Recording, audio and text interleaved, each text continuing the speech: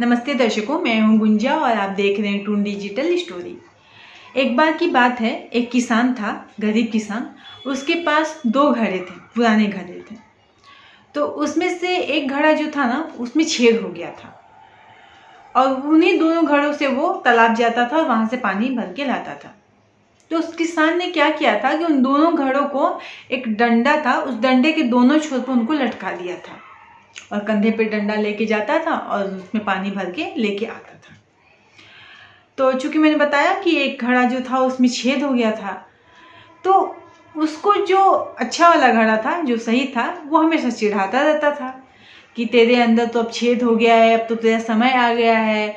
तो जिस दिन मालिक को पता चलेगा कि तेरे अंदर छेद है, वो उठा के तुझे फेंक देगा और तो तेरी जगह पे दूसरा घड़ा लेकर आएगा मालिक। इस बात से वो घड़ा हमेशा उदास रहता था। हमेशा उसे लगता था कि सही तो कह रहा है, अब तो मेरा समय आ ही गया है, मेरे अंदर छेद भी हो गया है। मालिक को जिस दिन पता चलेगा, मालिक क्या सोचेंगे मेरे बारे में कि मैं सही से पानी भी भर कर नहीं ला सकता इनके लिए। आधा पानी रास्ते में ही गिर जाता है, 2 घड़े की जगह 1.5 घड़े पानी आते हैं घर में। तो एक दिन हिम्मत करके उसने अपने मालिक से कहा कि मालिक, आपसे कुछ कहना चाहता हूँ।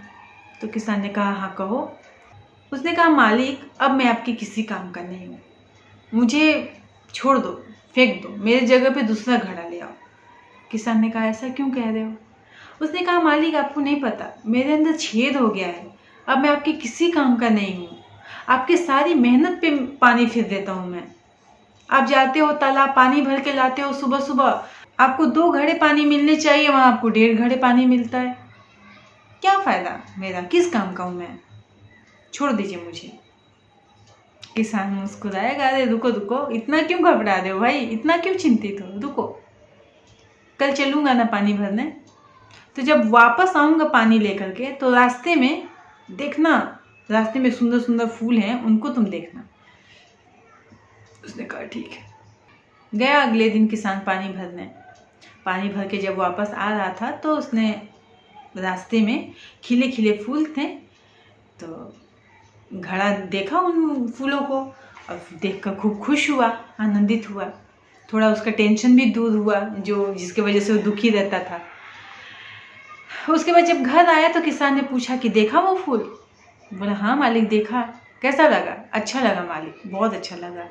मैं तो थोड़ी देर के लिए टेंशन जो था मेरे मन में, जो चिंता थी, उससे भी मुक्त हो गया था, बहुत अच्छा लग रहा था।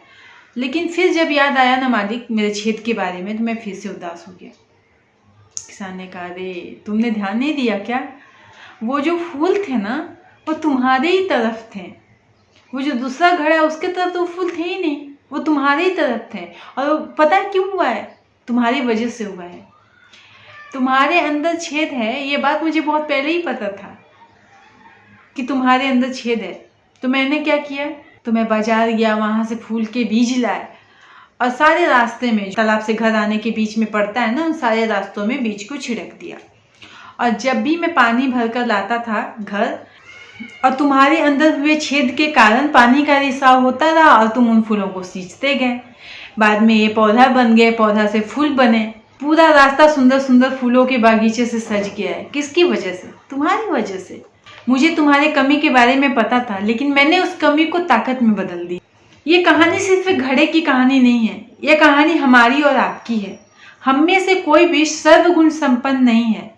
हर इंसान में कुछ न कुछ कमी है, बस जरूरत है उस कमी पर काम करने की और उसे ताकत में बदलने की। आप जैसे हैं, जो भी हैं, खुद को स्वीकार कीजिए और आगे बढ़िए। अपनी कमी पर रोते रहेंगे तो कभी अपने आप को बदल नहीं पाएंगे। और हमेशा अपने कमियों पर काम कीजिए, क्योंकि अगर आप ऐसा करेंगे तो फूटे घड़े की कीमत भी अच्छे घड़े से 100 गुना ज्यादा होगी। कुछ बात समझ में आई? अच्छी तरह से माई। तो चलिए, आज के लिए बस इतना ही। आपसे लेती हूँ इजाजत। आपसे फिर मिलूंगी एक नए वीडियो में, नई कहानी के साथ। तब तक के लिए आप अपना और अपने परिवार का खूब ख्याल रखें और देखते रहें टून डिजिटल स्टोरी।